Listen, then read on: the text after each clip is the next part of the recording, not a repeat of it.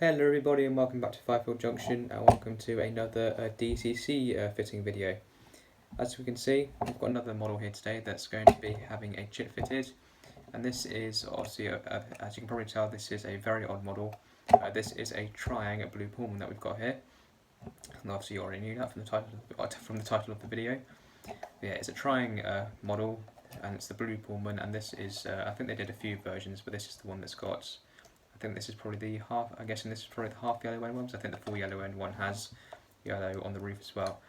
But yeah, it's the blue Pullman, obviously a very famous train in real life, and you can also get some really good models of it in model form, especially from Batman. But the Triumph one isn't too bad. For its age, it's not too bad. And obviously being a Triumph model, obviously the mechanism, well, I was going to say it's probably quite basic to us, even though, despite the age of these models, and despite the age of this particular model, to us it's probably one of the best runners that I have. I didn't actually buy this. I was very kindly given this model. I've also got the other end here and a centre coach for it, and it was very kindly given to me by a neighbour who was going through his attic and he found a box of model railway items, and this was one of the things in it. And I spent a couple of days servicing her and cleaning her and getting her running very well, and she does run amazingly well. For her age, she is an absolutely fantastic runner. To be honest, I reckon she's probably got the best low speeds performance out of any of the models I have, which are obviously much newer. So it's a really good runner, this model, if a bit loud, but she does run incredibly well at low speed. However, she isn't DCC, which is obviously why I'm going to be chipping her, because I prefer running DCC. It's what I commonly run. I very rarely run DC on this layout, apart from when I'm doing things such as testing. When testing this model, I run her on DC, or running in a new model. So I very rarely run DC on this layout, so we need to get a chip in her. Obviously the first thing to do is we need to get the body off. So if we turn her upside down, and she's just got a single screw holding the body on. So if we take that out, it's a bit tight. Oh, whoops.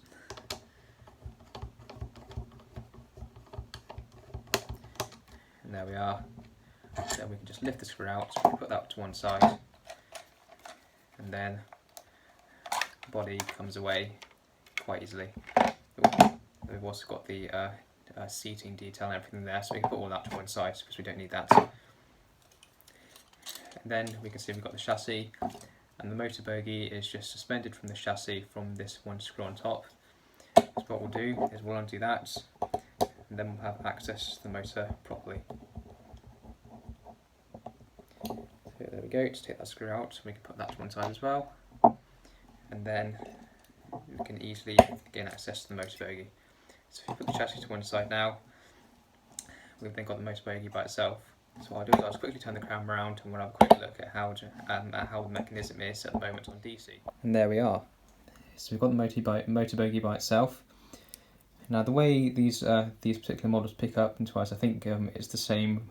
I think the mechanism is pretty much roughly the same on all Triumph models. It's be very similar, even if it's something like a steam locomotive. I'm pretty sure the mechanism is fairly similar, and I'm pretty sure this just set up in general like this is the same for not only the blue for the Triang blue Pullmans, but I think some of their like EMUs and DMUs and stuff like that which have a motor bogie that looks pretty much exactly the same to this. But obviously the way it works is if we look at the bottom, you can see the wheels here. They pick up the electricity from them is collected in probably a way that you'd probably normally expect, where you've got some typical wiper pickups here that make contact with the outside of the wheels there, and then the power from there goes up into this wire here. So the power comes up from the pickup, then it goes down through this wire, along through this wire here, and then it goes into one side of the motor there, and then it also got the capacitor as well. However, for the other wheels, so for these two, instead of having wiper pickups, the power goes through the wheels into the axle, and then it goes through the actual chassis of the model, and it goes through the chassis, through into this metal block here, I believe, So it goes. I think it goes through. There's a screw that it goes through this screw and this setup here and everything as well. Then it goes from into this copper strip here, and then through this. I think there's like this metal sort of clip here that you can see, and it's you can just see where it clips in underneath there as well. That then contacts this copper plate, and then that then goes into the other side of the motor here. As you can see, I think this is a bit of like fiberglass insulation or something here. I might be wrong, but there's basically then a bit of insulation over the other side of the clip here. So then the other side of this clip doesn't contact the other side of the motor, because otherwise, if it did, it would just short out.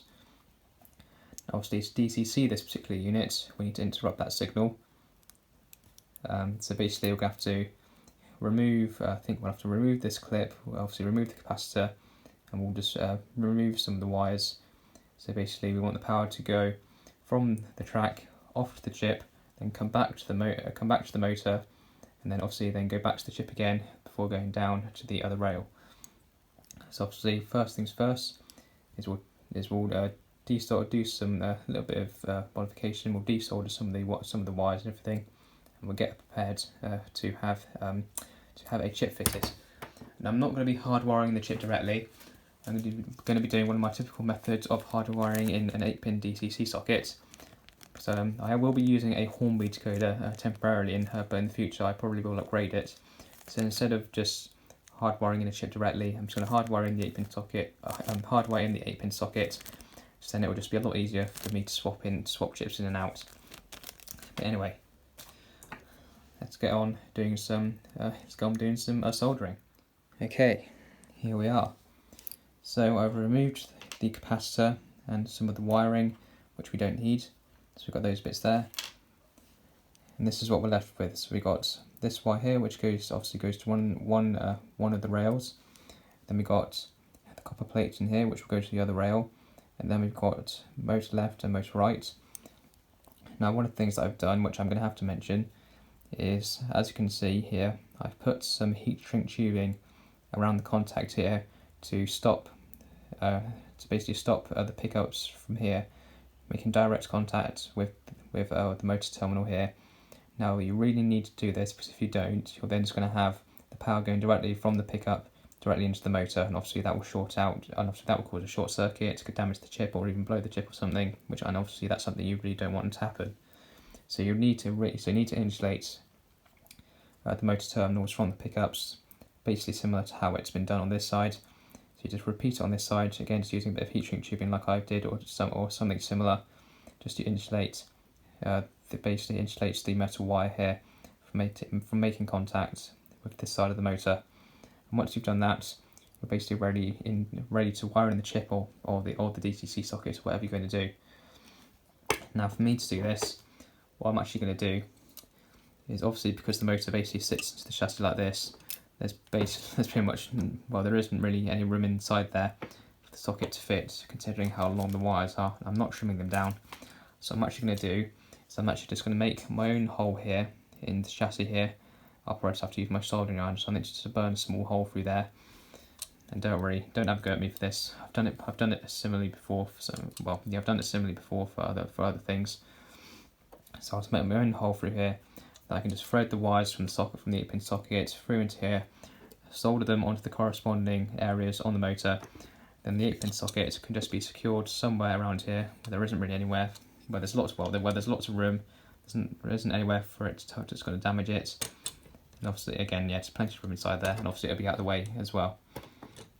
So I think the next thing to do is, well, basically do what I've just said, wire everything in, then we can see if it works.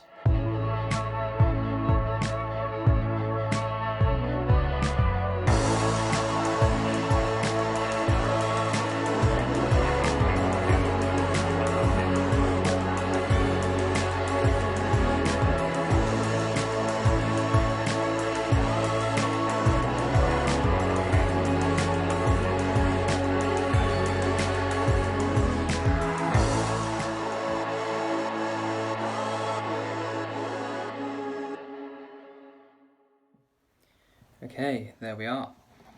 She's all wired up. Apologies that I probably saw that I tapped the screen there near the end, but my phone decided it didn't have a lot of battery left. But But anyway, let's keep going.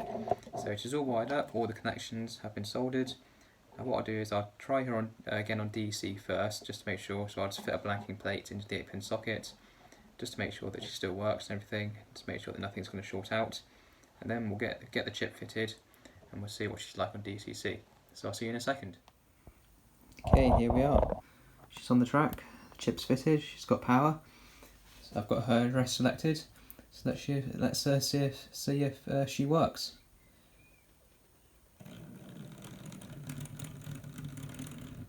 Lovely, and the other way.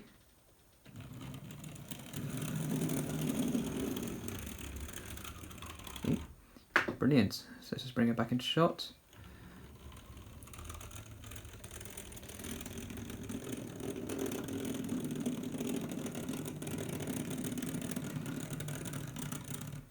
And there we are. Obviously she's quite jerky. Again, it is a Hornby decoder, and she is quite old anyway. But eventually I will have a better decoder inside her, but this will do perfectly for now. But I think the last thing to do is get the body back on, get the full train coupled together and run her around and see what she's like. Okay, here we are. Absolutely beautiful. Definitely a lot better than on DC. She's definitely a lot quieter and a lot smoother. Yeah, I think that's been a success. A very successful DCC. So I hope this has been helpful. And obviously it is transferable to a lot of other triang models. And I hope you've enjoyed it. Thanks for watching everyone, and I'll see you in the next one. Thanks for watching.